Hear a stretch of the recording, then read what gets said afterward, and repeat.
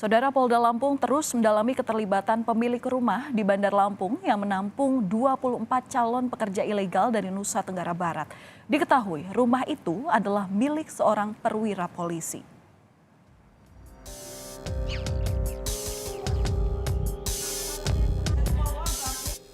"24 perempuan asal Nusa Tenggara Barat berhasil diselamatkan Polda Lampung dari sebuah rumah di kawasan Raja Basa, Bandar Lampung. Seluruh korban hendak dibawa ke Timur Tengah sebagai pekerja migran ilegal. Yang mengejutkan, rumah itu ternyata milik seorang perwira polisi. Untuk mengusut dugaan keterlibatan sang pemilik rumah yang merupakan perwira polisi dalam tindak pidana perdagangan orang, Polda Lampung berkoordinasi dengan Divisi Propam Mabes Polri. Ya, rumah itu atau tempat itu milik dari seorang anggota Polri.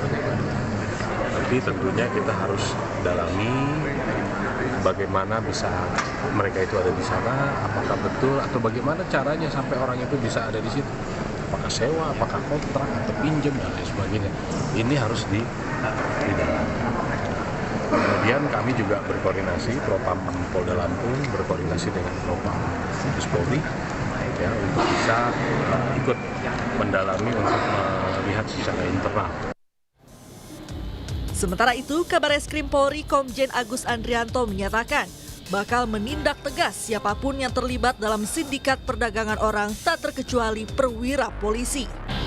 Mulai dari pencegahan hingga penegakan hukum terhadap pelaku akan ditangani serius. Kan sudah jelas, arahan Bapak Presiden jelas, arahan Kapolri jelas, Pak Menko jelas, ya ada bagian-bagian lah.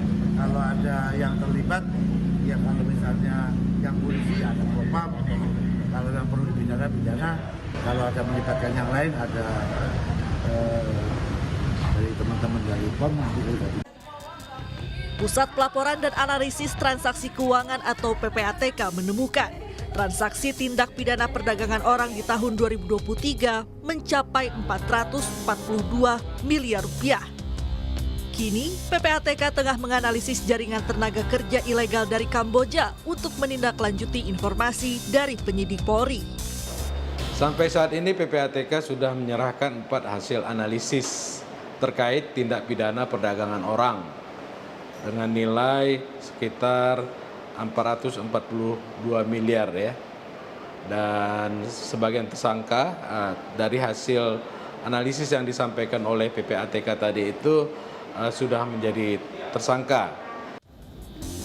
Sejauh ini Polda Lampung sudah menetapkan 4 orang tersangka kasus tindak pidana perdagangan orang terhadap 24 calon pekerja migran ilegal asal Nusa Tenggara Barat.